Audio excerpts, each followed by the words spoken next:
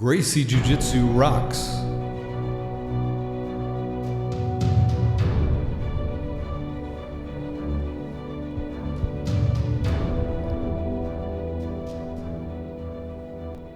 Welcome to the Gracie Jiu Jitsu Rocks podcast, a podcast dedicated to Gracie Jiu Jitsu and all things Gracie, including self-defense, competition, anti-bullying, women's self-defense and empowerment, nutrition, and most especially, the people involved in Gracie Jiu Jitsu. This podcast is for the average Joe. It's for anyone who practices, trains, teaches, or just loves to talk about or hear about Gracie Jiu Jitsu. We'll explore the lives of Gracie Jiu Jitsu practitioners, how they got involved in the art, and what effect it's had on their lives. So buckle up and enjoy the ride.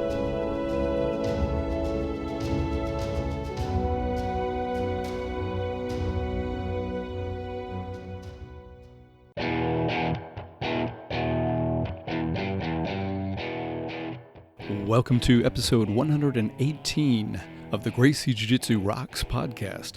As always, I'm your host, Marty Josie, and thanks for listening. This episode will focus on the recent Masters World Championships out in Las Vegas, and we're going to focus and highlight people from North Carolina that went out and competed and medaled at the event. And we'll do that in just a moment, but let's start with our quote. And that is, "What makes a champion is many years of training, dedication, and focus. Of losing, getting back up, and fighting again." And that's from Clark Gracie. Great quote. Okay, on to the interviews. I should mention that in the first three interviews, they took place at the actual event. So there is some background noise. The acoustics are never as good at the actual event as doing it in a studio or either by phone. But even though we walked out and found a space that was a little better than being right in the action, it still has some background noise. So bear with me on that. All right, we'll start with Geeta Bhat, also known as the Jiu Jitsu Cowgirl.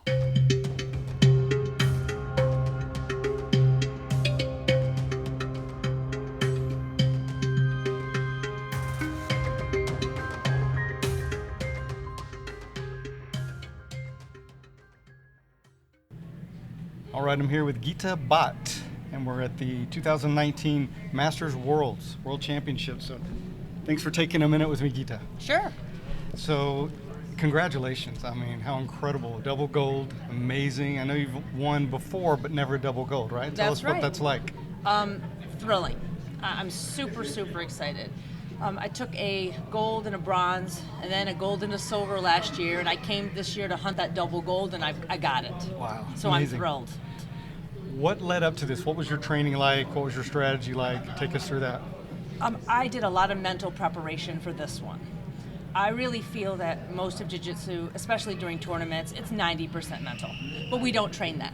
We train 90% physical, and then maybe a week or two before we start to mentally prep. Right. This time I did it differently. I still kept on my training twice a week and did my open mats on the weekend, but I also mentally trained every single day for a year to get ready for it. Tell us more about that mental training. Is it visualization? Is it guided imagery? Well, I started with a book. There's a really good book called With Winning in Mind by Lanny Basham. And that book is what really started me on the journey to achieve mental clarity. So I started with the book, journaling, keeping track of my performances, verbal affirmations, and it just sort of went from there. And so I would take that into the gym. I would do my mental exercises daily, and it really got me to the point today where I could come, or yesterday, I could come and I can perform with a really good heart rate, calmness, clarity, focus, and a really positive attitude. That's great. I crumbled last year during the finals. Yeah. I got to the finals, and just halfway through, I just crumbled. And this year I didn't. This year, halfway through, there was a moment I was going to crumble, and I didn't. Wow. I fought it to the end, and I got my win. That's wonderful. You know, I think I've heard this many times. I'm a firm believer in it. When you get to a certain level, yes, you need the physical, but at a certain level, it's all mental, and that's what really separates. That is the competition. The competition, to me anyway, it's not really physical. Everybody here does good jiu-jitsu, but it's who can come in here with the mental. It's the mental which is what's going to win it for you. It's true. And so that is what I trained this time. I kept training the physical, but I really trained the mental to get myself under control and get myself calm. That's awesome. Yeah, and that's so true because, like you said, everybody trains, everybody's good, but some matches are made and won or lost before it hits the actual mat, right? That's exactly happened. I lost last year before I even went out into the finals. Right before the finals, my coach saw me. He saw my state of mind. He saw me sitting down, and he's like, oh my God, she's crumbling. She crumbled right before I hit the mat. This year, I didn't do that. There were certain things I did last year before the match. I made sure I did not do them this year. Like? I always stand with my legs crossed, kind of nervous, sitting down in between matches. I didn't sit down. I stood every time before matches, keeping myself completely focused on what I was going to do and telling myself that I am the gold medalist and I am a champion. Nice. And you really believed it? I did. This time I really did. How do you, if you were giving someone some advice, how do you really believe it? How do you, when there's that self-doubt on a lot of us, how do you really believe that you're going to do it? Well, going back, it all started with the book. Okay. Read that book, and it gives you tips on what to do to tell yourself. And it just starts with telling yourself, you can do this. You always do this in the gym. It's just like you to do this. All right. So any advice for anybody that's thinking about doing this maybe next year or coming up? Train the mental. Train the mental. That's the competition. All right. The competition is the mental battle. You're mentally battling with every single person out there. And of course, physical is a huge part of it too. But it's not going to be enough to win it. And Kim Sarah Rice, she's my training partner. Nobody is more formidable when it comes to the mental aspect of jiu-jitsu than that woman. She is fierce. She is a competitor. She has won that match before she steps on the mat. And I'm extremely lucky to have her as a training partner. And instead of being intimidated by her greatness, I said to myself, I'm going to ride her coattails all the way to my double gold. Nice. And that is exactly what I did. Awesome. We make each other better. She's awesome. That's a great strategy.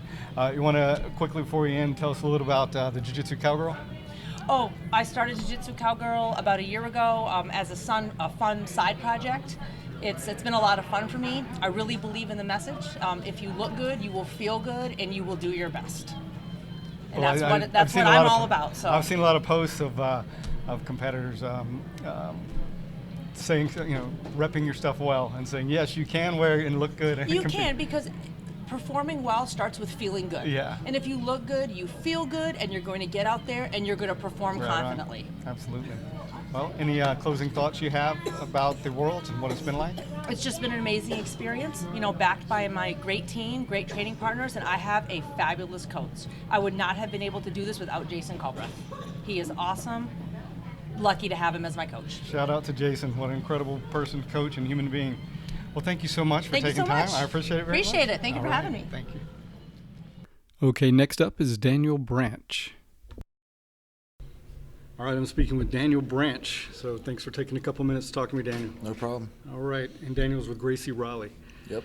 So great team. Tell us how it went for you today, or at the Worlds this year, and what the experience has been like for you. Experience has been great. This year I actually came out focused way more. I'm not saying I didn't do that last year, but I was way focused, and I went 3-1. I had a pretty good performance. I'm not disappointed about it. All right, so you'll take it. Yeah, I finished third. Obviously, I wanted first place, Sure. and the guy that I lost to, I don't think he's any better than me, but he played the game and played it better. Just the way it turned out today, right? That's what happens. Tell us about your strategy coming into it, your training, your conditioning, and how that played out. I train hard. I don't necessarily put in any kind of training camp for anything because I'm always training. Like for jiu-jitsu, I might have just upped the volume a little bit, but I didn't do anything in particular that I don't already do. I just stayed in the zone a lot more this time, as in just focusing and just chilling. And like before, I didn't go out. I maybe went out to dinner one time, and that was it. The rest of it was just me relaxing the whole week. Right. I got here Tuesday, so I think that played a big part in it. Okay, all right. So any thoughts or advice on people who have never done this but are thinking about doing this in the future? If you're coming here, I would definitely, there's so much stuff to get caught up on. So here you get hung up with if you're with a group of people. and say they're already done competing, and then like they're all out partying and having a good time, and then you're like, oh, I got to wait 3 more days, Right. and then you got to stay focused. So it's, if you are in that competition mindset, it's good to hang out with like-minded people because they can kind of keep you focused. Like Chris Lewter and John Bagels, like we room together, and that's number one goal was coming out here and competing and doing the best we could. So it wasn't about partying, it wasn't about vacation, it was a business trip essentially. It's about staying completely focused. That's it. That's what I'm here for. I'm not here to party, you know. Right on. How important is it? You mentioned the guys you train with and who came with you. How important is it to have great people in your camp, in your corner when you come? Oh, it's very good because actually our coach Brandon made it out this year. Unfortunately, he didn't compete, but having him out here and coming up to us after every match and like, hey, you're doing great, or this is what you need to do, like focus and watching other people's matches that you're going against. It was a really big help. All right. Anything either about last year or this year at this event surprise you? Anything different than you thought it would be coming into it? No, it's pretty much what I expected. It's the same. You know, I compete in a lot of IBJJF, so I mean, I'm pretty used to the way they do things. So I mean, other than that, there's a lot of arrests and stuff I've never seen before. Mm-hmm. And I think they were having a lot of issues with like table workers and stuff. But other than that, like everything else was. One thing I noticed, and I don't know if you did, but I didn't see anybody getting prompted to move, like stalling or anything like that. Did you notice anything like that? Yeah, I got a penalty in one of my matches, my last match actually, for not doing anything. All right. I saw them calling some penalties. Okay. And they were watching their clocks in the matches I was watching. But yeah, so it just depends. I mean, you could get one penalty without it hurting anything. Right on. So what's next for you, brother? I'm just chilling, man. To be honest, I'm kind of burnt out from training so much and competing. I'm just gonna kind of take a break-ish, Yeah. which means training maybe 3 or 4 days a week instead of like 5 or 6. But Yeah. I don't really have anything on the schedule. All right. I'm probably looking to next year at this point. Right on. So, Anybody want to shout out to?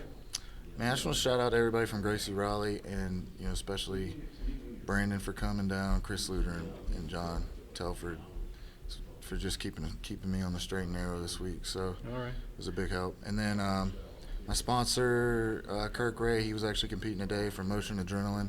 He always helps me out, and that's about it. All right. Well done, man. I appreciate it. Thanks a lot. Take care. Thank you. Thanks. All right, up next is Chris Lewter. All right, I'm speaking now with Chris Lewter. Lewter, how's it going? Pretty good. Good. First of all, congratulations, man. Well done. Gold. That's amazing. Thank you, sir. Tell us how the experience has been for you. It's been very, very exciting. I've worked really hard this year.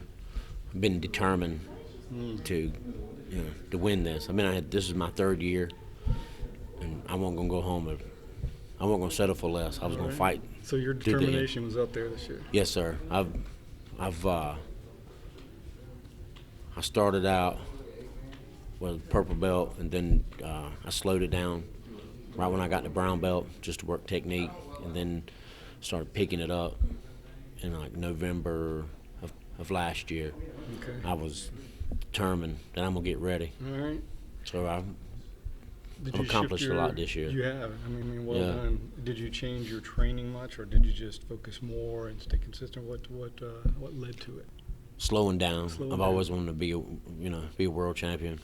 I've got a bunch of great training partners. Like Daniel, he's like the main one that I train with, and Bittner and Brandon, a very, very good coach. Yeah. Open mats. The jiu-jitsu community in our area is just great. We all work together. We come out here, support each other, and that's what I like about the Raleigh-Durham area. Yeah, it's really become a hotbed for Yes. jiu-jitsu. Oh, And yeah. That's one reason I'm doing this episode here, because so many great competitors came out here and have really done well from North Carolina. So definitely want to showcase some of you guys. And was there anything different about this year, besides your focus and determination? Anything different about the event, or anything unexpected that when you got here? No, it's just everything is ran smooth. Okay. Everything has been very, very, very laid back. and we came out here with John Bagels, the guy that was U.S. Grappling. He came out here and helped coach, and he's helped us relax and stuff like that. And relaxing is important, right? And then also Brandon came out here, our coach Brandon Garner. Yeah. He came out here, and that's got to make it a lot better. Yes, he came over and talked to me real nice and calm. He's like Daniel. Daniel's been real nice and calm. This has been a great experience this year. That's fine. But so being able to keep that calm, you already had the focus and determination. But I know for a lot of people, me included, it's my first time out here, and it's even though I've worked a lot on kind of mental techniques and breathing, everything, it can be pretty overwhelming. And with the sensory stuff, the loudness, the lights, everything, the magnitude and the amount of people, how have you been able to just stay calm and relax into it? I know having those people help for sure. Well, I put my headphones on. I had someone tell me before, get your headphones and pick your music and stuff like that, and just be determined like that. Stay in your own zone. Stay in your own zone. Put the headphones on, and Daniel did that this year. Put his headphones on and was very determined. And that's why I tossed it. Headphones. You got that music playing, and you're there. Not thinking about anything else going around you. That's right. That's good. That's good. It's been relaxing. I've never been this relaxed before. So, any advice or thoughts for someone who has never done this, or maybe is thinking about it in the future? I've told a bunch of people this. If when you're going out there, you treat it like this is your very last tournament that you're ever going to ever do, and you fight and you fight and you do not stop until the bell rings or you tap the guy. You just keep going and going and going. And here, this is where you can't overthink your moves. You just can't go, I screwed up here trying to make it look nice. You're just going to have to go because you do jiu-jitsu every day. And I've heard that from a bunch of top guys. I've heard like John Danaher, Billy Dowie's told me that before, and then DeAndre, that trains out of Virginia Beach, he said that. So it's just like, you fight to the end, and you train jiu-jitsu every day. So what makes it any different? Right. You're at a super large open mat, and you just go out there Good way to look at it. And go with it. Well, congratulations, man. Really well done. Thank you, sir. I appreciate it. Much respect, and I appreciate you sharing some of your time and your words with us. Thank you. And good luck today, man. Thank go out you. there and kill it. Do your thing. Appreciate it. Thank you, buddy. All right, buddy. Thanks. All right. After that interview, a few hours later, I did compete as well, and what an incredible experience it was for me. I'm going to hold off on telling my story until next episode, where I'll get into kind of my entire journey leading up to that and the entire experience. But for now, let's move on. Next up is Lourdes Cantu. All right, I'm talking with Lourdes Cantu, also known as Lola Funki Munkii. So welcome, Lourdes. Hey, good morning. Good morning, and I know you're still waking up, so I appreciate you doing this. So first of all, congratulations on your second place placement, your silver medal, and huge congratulations to you. Thank you so much. I'm really excited, and I feel I'm really happy that I was able to place on the podium this year. Yeah, awesome. So tell us what it was like, the whole experience, the event, everything for you doing that. So I worked the tournament this year. So I was there first day, Wednesday, and so the tournament for me was definitely different because I've worked for IBJJF before, but I had never worked a large tournament before. So I was actually working on the mats. I was a scorekeeper, and I was working. It felt like it was 12+ hour days. And so the tournament for me was watching a lot of matches. I got to see some friends, they would swing by and wave at me from the edges of the mat, or if I was running to the bathroom or something, I'd get to see somebody really quick. But my experience this year with the tournament was largely as a person that was working the tournament, and that experience was very interesting and enlightening. I got to see a lot of matches. I got to see a lot of black belt matches. I got to see matches that I probably wouldn't have taken, I wouldn't have gotten to see otherwise, because usually at the tournament, everybody's kind of walking around and you're going from mat to mat. Mm-hmm. But to stay there and to get to see match after match of get to see a lot of the female black belt matches, and that was really, really interesting and enlightening, and got to see how different people, like prepared, before they went on the mat, and then how they performed once they got on the mat. And to me, it was really educational, and I was like, okay, so I get an idea of like, how different people, their energy levels and how they game, or their game once they hit the mat. So it was really good for me. I really liked it. I think I would probably do it again, maybe not for as many days as I did, but that was really educational. And then it influenced definitely the way that I walked out on the mat, and the confidence level that I had when I walked out, and my mentality, because I had been there for so many days, like on that side of the mat. So I found it was enlightening to me. So I really enjoyed my experience. Wow, it sounds like a pretty grueling time though, 12-hour days, and being out there all through the week had to be draining on you. It was definitely exhausting. It was, and I would just drag myself. I was staying with my cousin, so I would just get myself back to his house and basically drag myself to bed, fall asleep, and then wake up and do the same thing the next day. So there wasn't I didn't have a lot of downtime when I was in Vegas, but I mean it was a good experience. I enjoyed it. Well, it sounds like it gave you definitely a unique perspective, seeing that side of it and watching so many matches. If there's one thing that sticks out in your mind from just watching all of those and how it influenced you or what effect it had on you, what would that be? I think it's the focus when you're about to get on the mat. Do you mean like when you're about to get on the mat, just like having that focus and that confidence? I noticed that there were people that like when they were right before they walked on the mat, if they were really focused on what was about to happen, like they went out there, and you could tell that focus when they were on the mat. If they seemed a little bit distracted right before they got on the mat, you could tell that you could see that distraction when they were rolling. And so before I went on the mat, I just tried to not look at anything or think of anything other than my match. And just try to maintain that focus the entire time. Nice. And I feel like that really helped, because it kept me in that moment, and not like, oh, I wonder what I can't wait to have my acai bowl. Do you mean, or like looking? I didn't look at my opponent. I didn't look at anybody around me. I wasn't thinking about what I was about to eat. I just stayed focused on like, okay, I'm going out there and I'm going to do this. This is what I'm doing. This is what I'm doing. And I just kept that straight focus, and I think that really helped me. Nice. Yeah. Well, so what was your preparation like leading up to this? What did you do to get ready? So my preparation was kind of ridiculous, because I have a lot going on in my life, like a lot of people do, especially at the master's level. I feel like a lot of us have jobs and families, and we have things other than jiu-jitsu that take us away from the mats. And normally I try to, like during like a training camp, I try to focus more on like my jiu-jitsu, but this year my life really kind of like took over and didn't really allow me to do that. So I had a lot of priorities that I had to take care of that off the mat. And so my training was kind of back and forth. If I could train, I would. It meant a lot of drilling time by myself, going into the gym at odd hours to go work on that dummy, our training dummy, the heavy bag. Yep. So it meant me and the heavy bag spent a lot of time together drilling. And I also took private lessons with Eric. He's a brown belt at our school, and I worked a lot with Eric, and I made sure to go to his classes. And he was really good about like watching my game, watching how I rolled, and then making like little tweaks.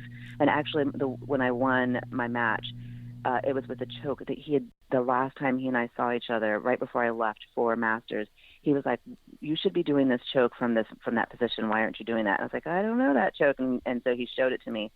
And just real quick, like, this is what you're going to do. I'm like, okay. And at Masters, that's how I won. Nice. I got to that position, and I was like, oh, let's see if this works. Like, Eric said, this is what I'm supposed to do here. And I did it, and I won that match.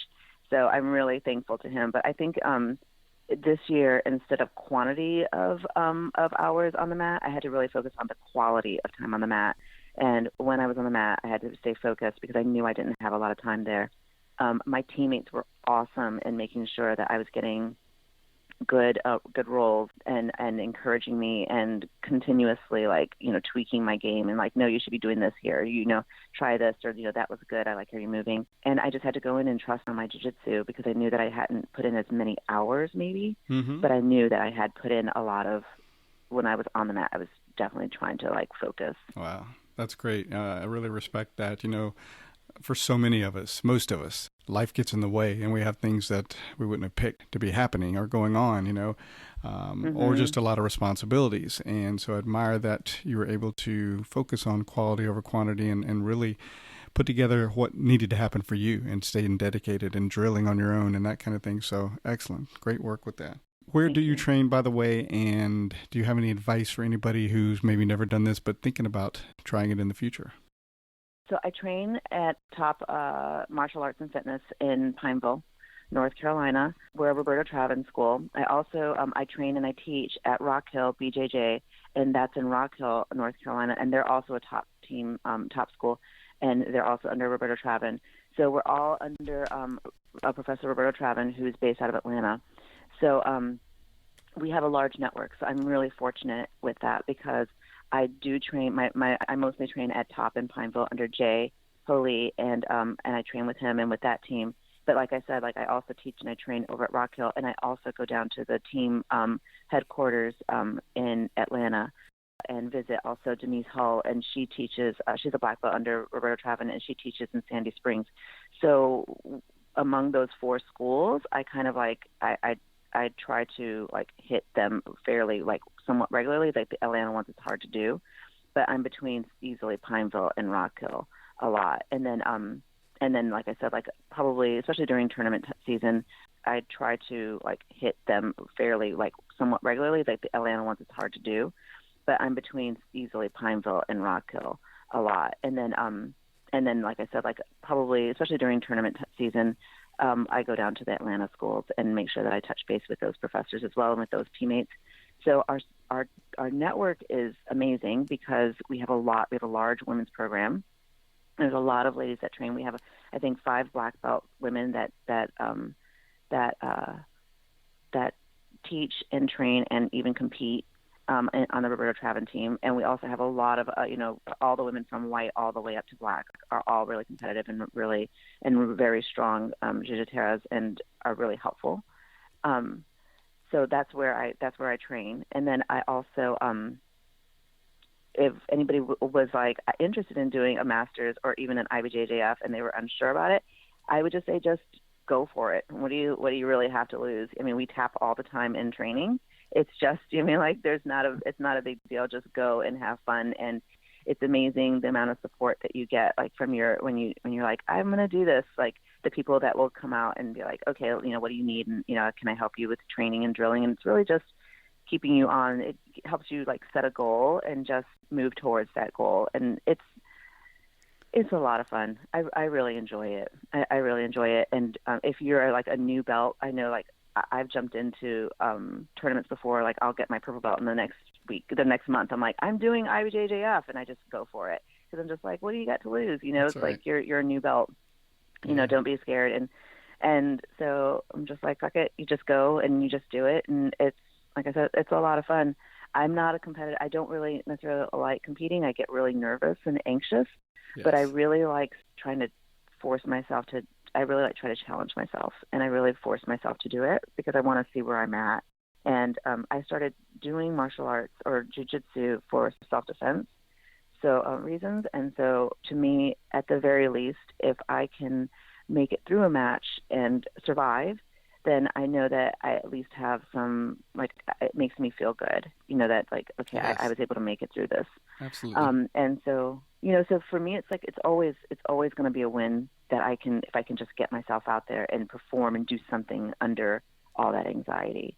And so, I mean, some people don't have that, but that's my experience. So if there was somebody out there that's like, I think I want to do it, I said, do it. I didn't start training jiu-jitsu until I was 40.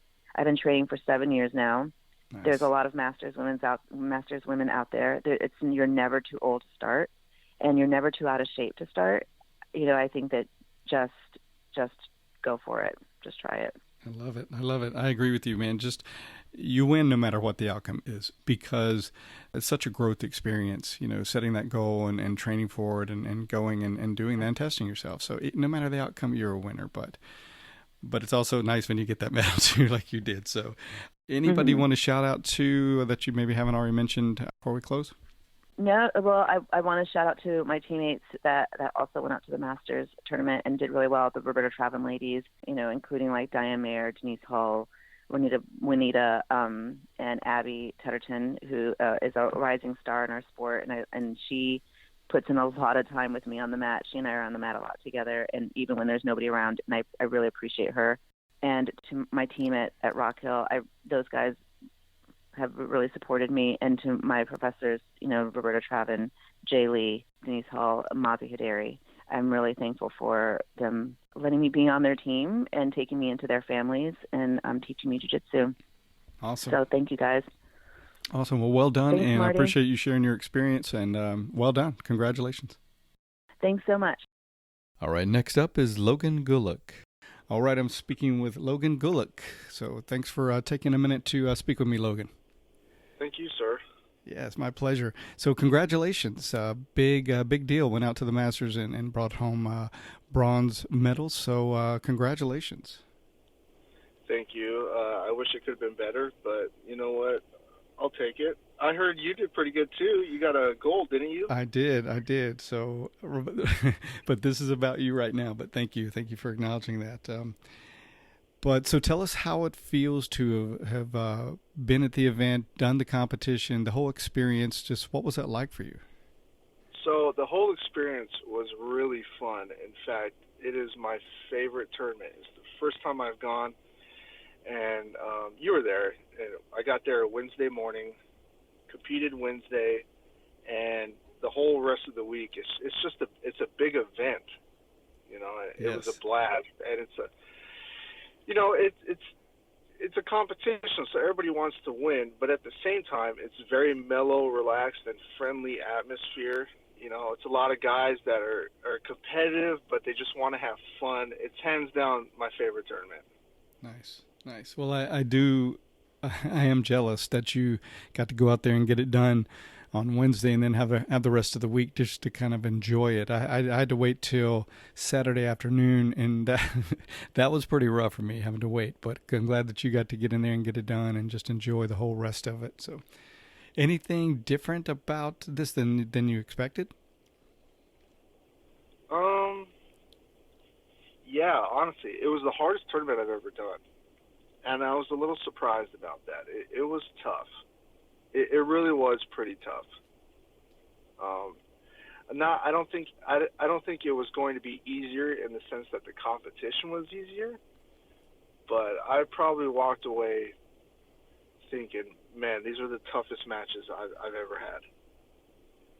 But at the same time, this is the first time I've competed at ultra heavy, and I think that had a lot to do with it. Okay, a whole different ballgame, right? Yep. Yeah, well, so tell us about your preparation. What did you do gearing up for this? What was your strategy? What was your training like, etc.? So I train about 5 days a week, sometimes 4, sometimes 6, but it averages out to about 5 days a week at Spangler BJJ. And we didn't do a camp or anything. We just, we trained regularly, and it was the same strategy going in.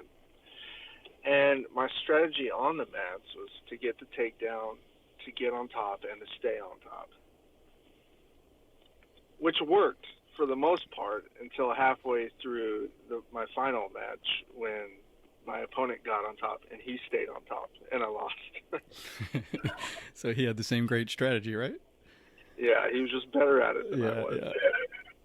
So I'm kind of asking the same questions to everybody just to kind of get everyone's perspective on the same kind of thing. So one of the things I'm asking is what advice do you have for someone who maybe hasn't ever done this, gone to a big event like the Worlds and is thinking about it, kicking around the idea? What advice would you have for them? That's an interesting question. I think the biggest advice is to just have fun and enjoy the experience. You said you competed Saturday. That's brutal. I'm glad I got it out of the way on Wednesday so I could just enjoy it. Yeah. Before the match, I'm screaming at my teammates saying, why am I doing this? I'm an idiot. Why am I doing this? I really don't like competition. Yeah. I don't. But then win or lose, I always have fun. Like after I'm done with it, I realized it was a lot of fun and I enjoyed it. And I think if you can just kind of take some of that pressure off yourself and just enjoy the moment, enjoy the experience, then it'll be a great time. Yeah, I completely agree with that, man. Great advice. If you can go into it and saying, for me, how I grew and developed over the course of, making this a goal and then working towards it and executing it was the biggest thing, right? So I feel like anybody who does that is a winner, regardless of the outcome of the match. So there's so much bigger than, your win or loss. But yeah, it was hard holding it until the last day and carrying it all, because I tended to take it too seriously since I couldn't get it over earlier. But like you said, when it's over, it's just like amazing. You're glad you did it. And I love the advice of just, don't take it so seriously. Just go do your thing. Right. And that's what jiu-jitsu is for me, honestly. It's just having fun. Yeah. It's a fun sport. Absolutely. So anybody want to give shout outs to? Yeah, so first and foremost would be my wife. She's just so supportive, and not only my jiu-jitsu path, but just in life in general. I couldn't do it without her. I have been lucky enough to have her, and I feel bad for people who don't have that kind of support on their side. Next would be my kids, because I love them, and it's obligatory. And then the next, it would be Sean Spangler. He really prepared me for this tournament. He really changed my game a lot since I've started at his academy. So big thanks to him. If I didn't have him in my corner, I wouldn't have even won the first match, honestly. Nice. Well, I continue to hear just really great things about him. Seems to be so well respected in the community, and does such a service to everyone he touches. So I'm glad that you have him, and I'm glad you have the wife in your corner through life as well as during this competition. So excellent for you, brother. Yep. Thank you so much, sir. All right. Well, listen, thanks so much for taking time to let us get to know you a little bit better, and for sharing your insights. Hopefully we can all grow and learn from hearing it. And again, congratulations and well done. Thank you for letting me on, and congratulations to you as well. Thank you, brother. I appreciate it. All right, next up is Trevor Burns. All right, I'm speaking with Trevor Burns, so welcome, Trevor. Hi, thank you. All right, man.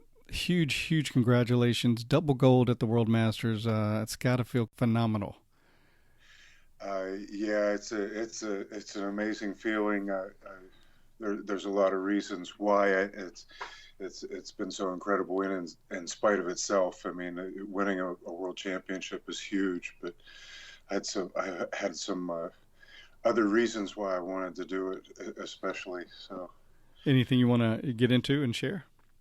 Well, yeah, I guess that for me, I had a lot of unrealized dreams stemming back to my high school wrestling career. I had started wrestling at a very young age, and at about 8 years old. I had a really good wrestling career in Appalachia in Pennsylvania, and it started for me as fun. But then by the time I was a senior in high school, I had accumulated a pretty good record, and I was holding the most pins per student for my year there, and I had that record for a long time, and but I never reached a state championship, and that was one of my goals that I wanted to do, and I kind of flaked out my senior year. I was a little bit burnt out on wrestling, had been doing it for so long, and knew I was going to the Army, so I didn't achieve it, and it ate at me for most of my life. And then a couple of years ago, when John Schell won world championship at brown belt, I said, I want to do that. I want to be a world champion. I want to get this, So I started after it. Just a week before we left for Vegas this year, my father has come down ill. He's on his deathbed at the moment. And we didn't think he was going to make it until I got home. To be honest with you, I had said my last goodbyes before I went to Vegas. And so this year was really important for me. Sorry to hear that, brother. That's Yeah, he's 85. He's having some problems, lymphoma and some kidney failure and things, and I just wanted him to hold on to see this happen. And I told him before I left Pennsylvania that nobody was going to beat me in Las Vegas. Wow. Wow, that gives me chills, man. What was his reaction? Or was he able to communicate with you about it? He smiled and he said, "I know, Bo. No, nobody will beat you." Nice. Well, that's amazing, man. Amazing. Like I said, it gives me chills, brings tears to my eyes. What an incredible story that he did hang on, and you got to come back and let him know about your victory. Yeah, I did. I called my mom and dad in between my weight class after I had won my weight class, and then the absolute was starting. But I honestly, I didn't know what I was going to be up against. I had a couple ultra heavies and 2 super heavies, and myself and a couple guys from my weight class in there, and also in there was Leonardo Bazzici, which is the guy that held the #1 spot after we left Barcelona. And I had beaten everybody in Barcelona in the European Championships this year on my birthday. Nice. And, except for him. I lost to him in the semifinals of the absolute division. And it stuck in my craw a little bit because it put me at 3rd place ranked in the IBJJF and him at 1st place. And I would have been flip-flopped with him. So I had hoped that this was going to come down to a showdown between he and I. But he lost in the semifinals in Vegas, and the points difference is going to put me in #1 now. Nice. So you avenged it even without having to go head-to-head with him again. Hey, like everybody else that I've competed with since I've been in this, I love that guy. He's awesome. There's really not a bad thing about any of my competitors that I could point at. But yeah, wanting to be #1, I've wanted this. I've been driving for it for 2 years. It's been everything. I've put so many things in my life on hold to come here. So many people have sacrificed for me, to my friends, my family, my coworkers, especially my coworkers. I got to mention that. I work a full-time engineering job, so this has been, to train 6 and 7 days a week for a couple of years has been particularly difficult for everything else. Well, it certainly speaks to your incredible dedication, working the full-time job, training, preparing, and I can't even imagine going through all that with the personal situation you were going through. So amazing. That was I was very fortunate to have John Shell, Samantha Seff, my best friend, Jose Mahano, as well as Sean Spangler and his crew out there. We all were staying in the house, and it was good that I had them all around me, and that they kept me busy, and we trained a lot leading up. While we were in Vegas, we trained a lot leading up to the competition. Nice. There's nothing like having an incredible support system with you, right, in that journey. Yeah, exactly. And they helped me keep my mind off it and keep focused and understand that this had to happen now. I didn't have the opportunity to sit back and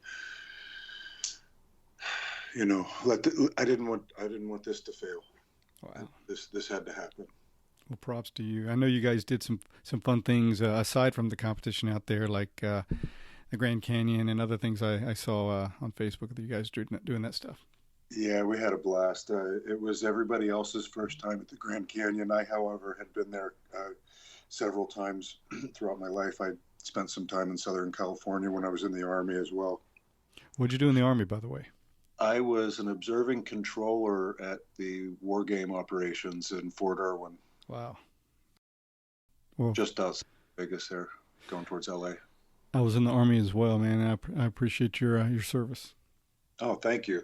I was fortunate. I was in during the Cold War. I never had to actually strap myself up and go to combat. Yeah, same here. There was always that possibility, but fortunately I didn't have to go actually get in the real stuff. So that's right. Yeah, I was very lucky, and I got out and went into the Air National Guard after that. Nice.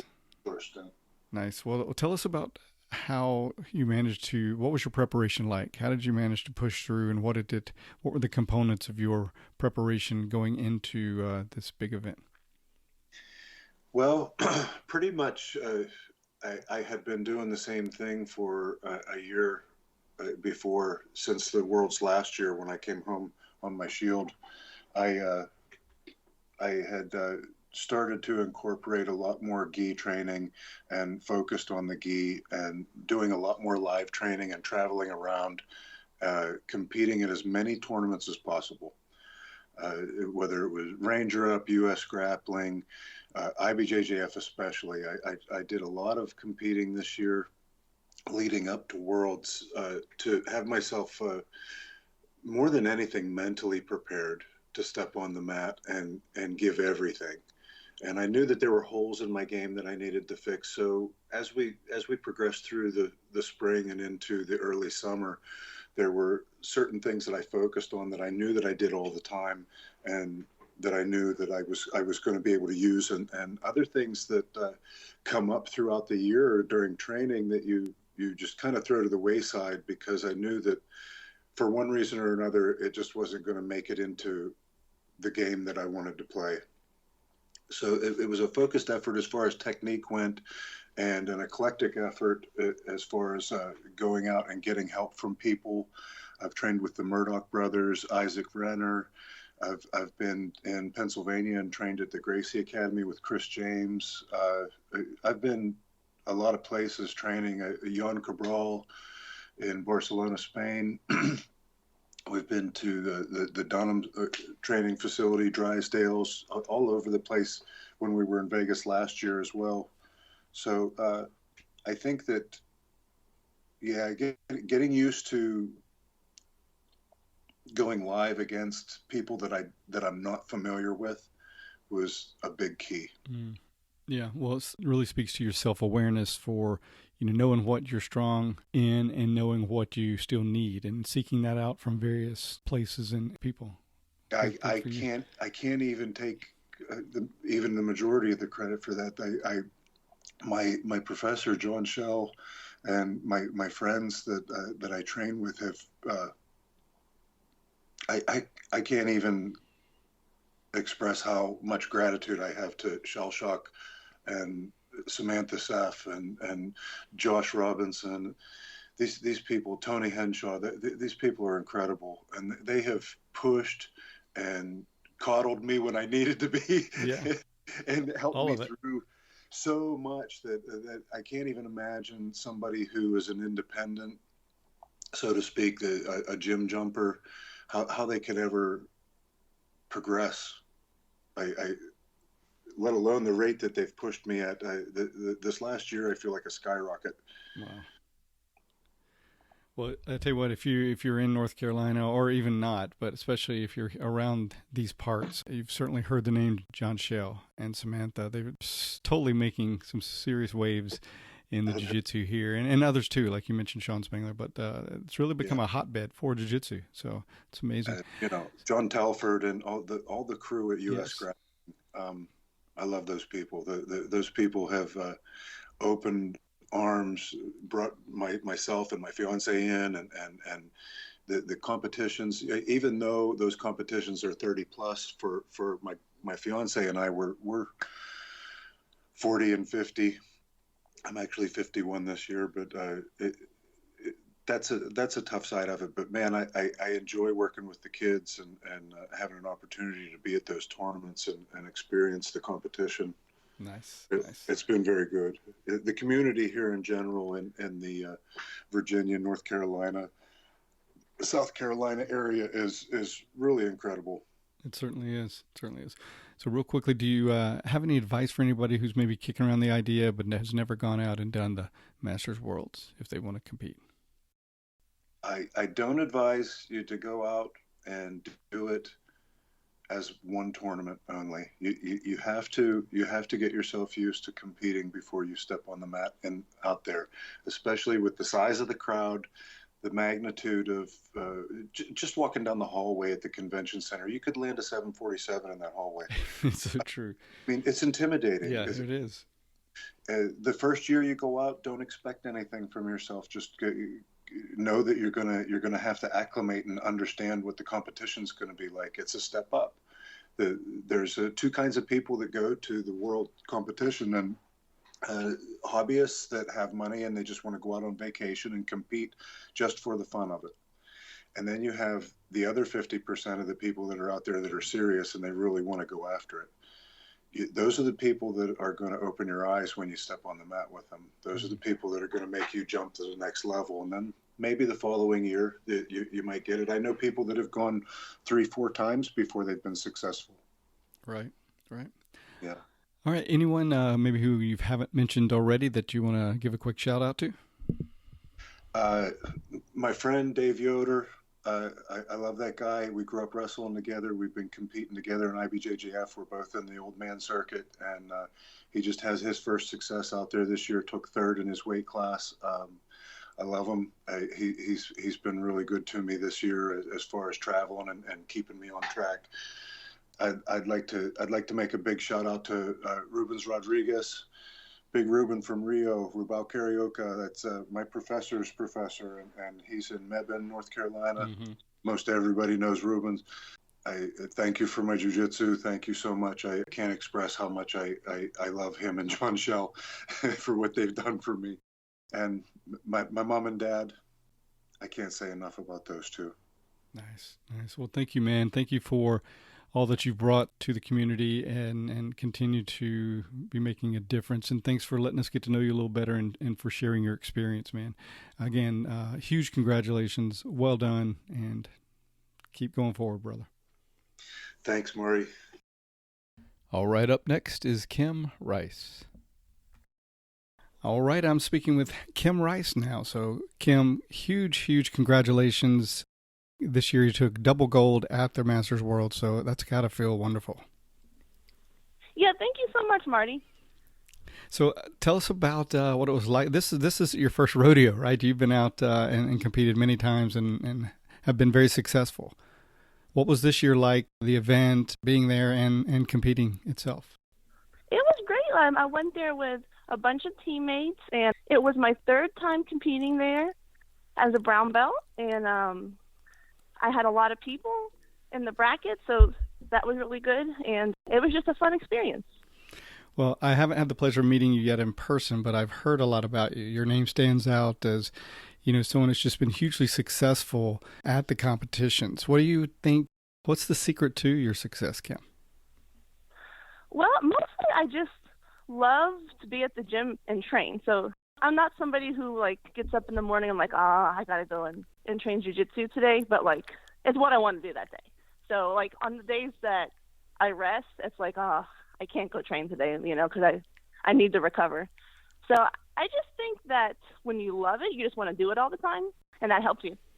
Okay. Was there anything different this year about the event than in the previous years?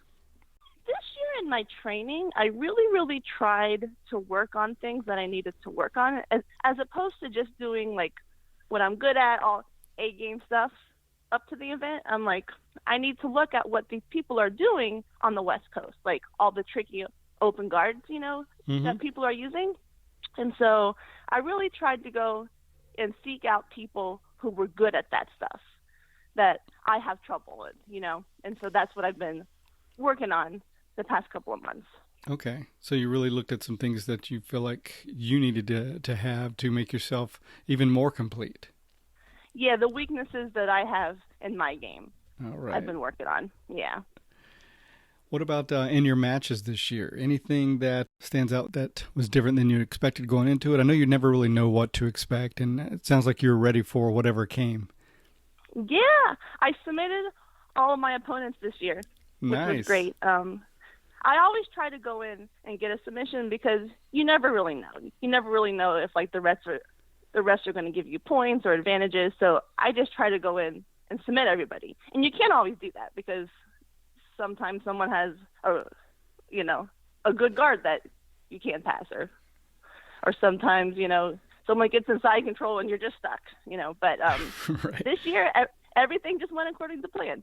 Awesome. And you talked about the people that have helped you. Talk about your team and how they helped you get ready and gear up for this year's competition. Yeah, my husband trains with me. Jason Colbreth is an amazing coach and really put a lot of time into us.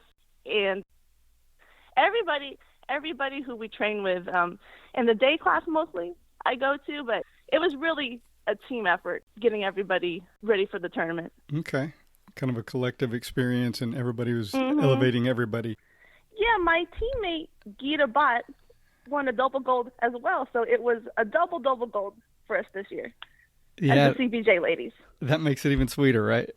Yes. Yeah, well, and she had mentioned you as well. I know that you guys have such a great bond as friends and teammates and co-competitors together, so wonderful. How long have you been practicing jiu-jitsu, Kim? A little more than 9 years. Nice. All right. And do you have any thoughts or advice for anyone who's never done this before, never gone out to a major competition like the Worlds, but maybe is kicking around that idea? What would you say to them? Yeah, I mean, I think it's great to go and start at the local tournaments, and sort of get the nerves out of the way and not having to worry about doing things like traveling and cutting weight, And then after you do a few local ones, just go out there and get it. It's not such a big deal. It's a lot of the same people who compete at the local tournaments, so just get out there and get on that plane and do it, You'll be fine. Okay. Just kind of embrace it and go with it, right? Yeah. We have to get out of our comfort zone to grow. And for a lot of people, including myself, to go do that, it is definitely getting out of your comfort zone. But that's how you grow. That's how you have new experiences, and you just got to embrace it and move forward and do it, right? All right. Well, I know you mentioned a few people already. Anybody else that stands out that you want to shout out to? Jason Mass, my husband, is very supportive. Toro BJJ is my sponsor, and they're awesome. Awesome. All right. Well, listen, I appreciate you taking a few minutes and giving us a glimpse into what it was like for you this year, and for letting us get to know you just a little bit. And again, huge congratulations. You're an inspiration, and thank you for sharing with us, Kim. Thank you so much, Marty. And last but not least, we have Dave Owens. All right, I'm now speaking with Dave Owens. How you doing, Dave? Doing great. Good. Well, I appreciate you taking a few minutes to talk to me today. So, congratulations on your bronze medal. Well done. And I want to hear about your experience. What was it like being out there at the event and doing the competition? Just tell us what it was like for you. Well, this was my first time in a world competition. It was a great experience. The anticipation coming out to Las Vegas and competing on the world stage was very exciting, very intense. After months of training, intense training, I trained every day for 3 months. And then realizing that, I'm a rooster weight, so I went up 2 weight classes for my weight class, which is 25 pounds heavier. Wow. And Master 7, and which was a challenge for me. It was a great challenge to go out there and meet all the competitors that was competing, and a lot of people, it's their first time. It was my first time. I look forward to, next year. I'm going to start training now for next year. That's how it goes. You just think about everything you could have done and didn't do, or sure you wanted to do, and you realize that you was against I actually rolled against a guy that was a 5-stripe blue belt, and purple belt, and I just got my purple belt. Wow. And the other guy was last year's world champion. Wow. So the competition was very intense. Yeah, you had some stiff competition. And the guys I went against looked at me and said, how much you weigh? And I said, well, I weigh about 130. And they go, man, you're awful small for this division. I said, yeah, but I don't have anybody like in rooster or featherweight. Right. So I have to go up and do what I can do. And you wait all week, and you try to train a little bit. We went to 2 or 3 different places in Las Vegas and trained, and man, people treat you like you're just royalty out there. They're just wonderful. You are an amazing person and inspiration to me. You're 70 years old, right?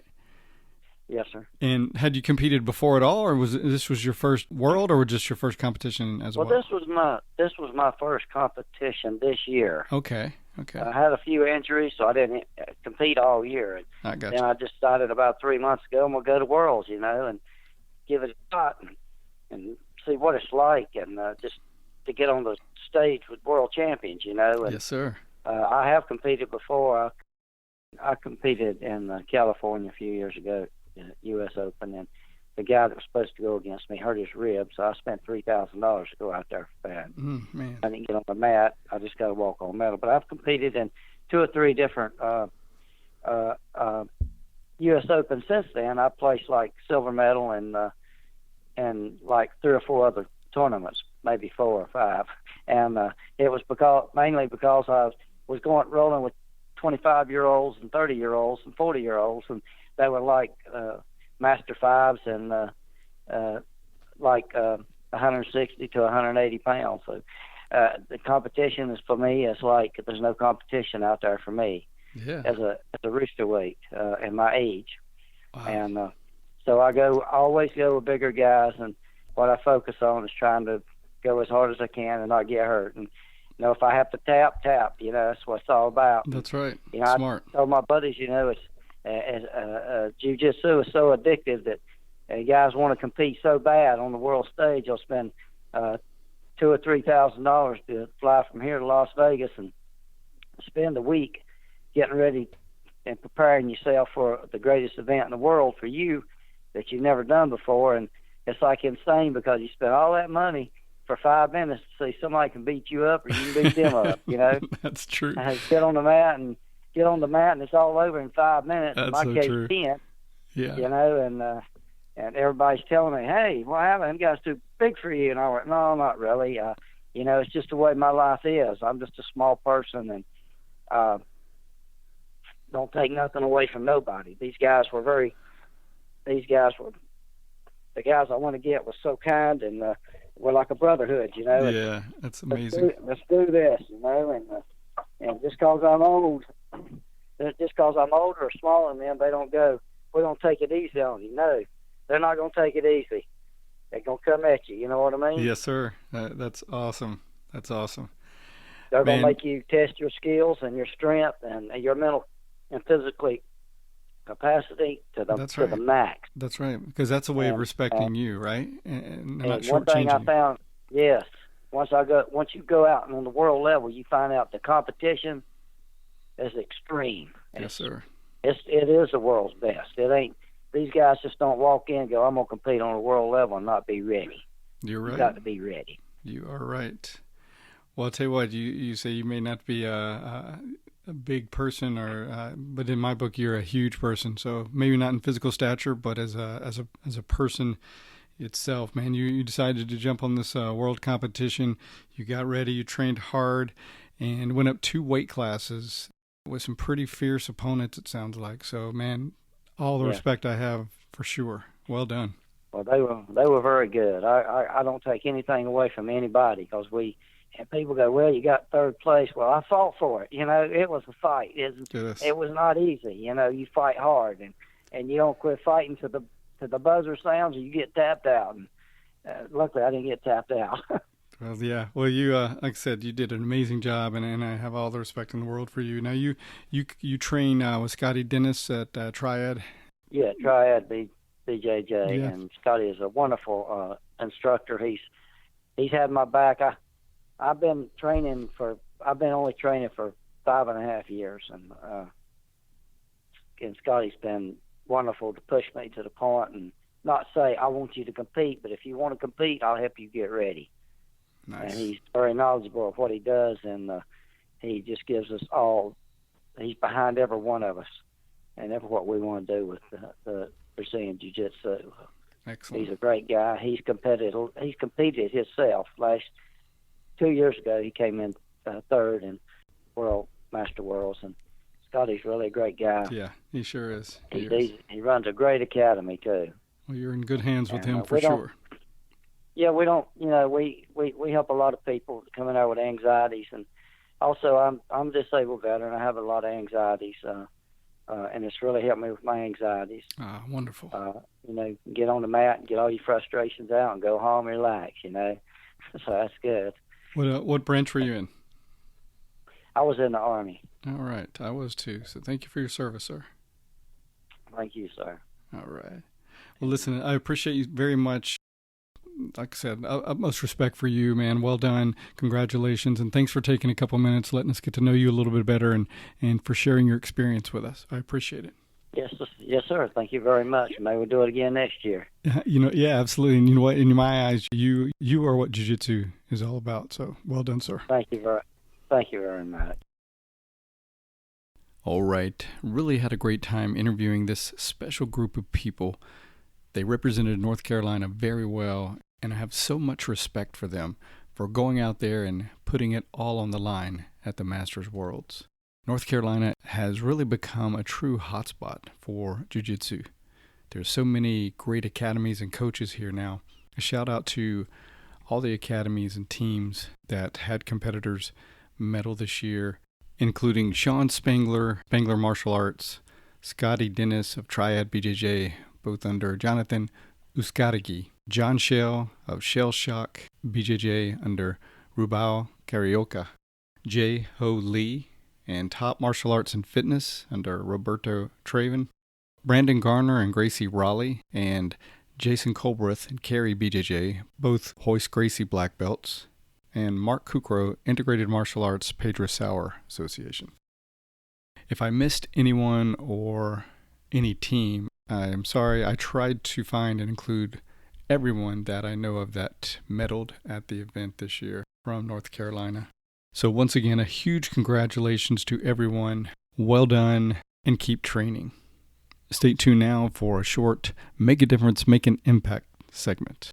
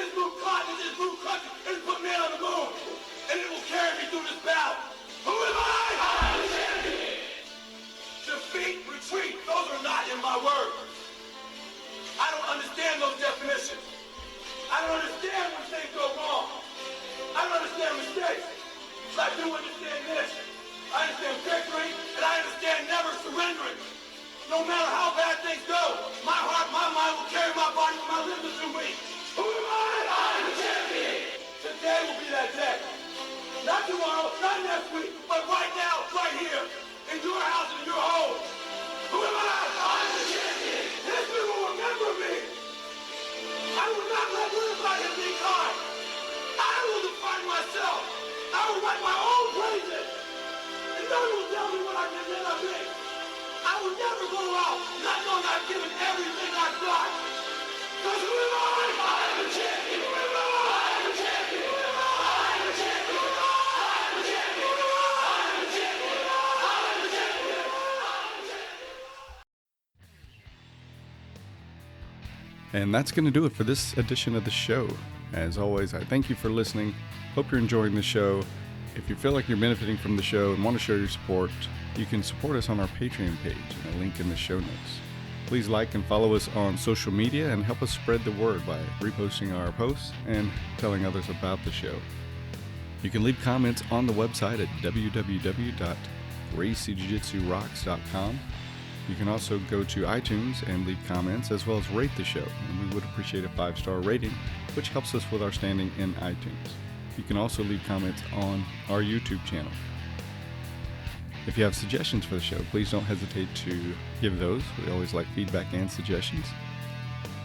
Okay, that's going to do it. So until next time, this is Marty Josie, and I'll see you on the mat.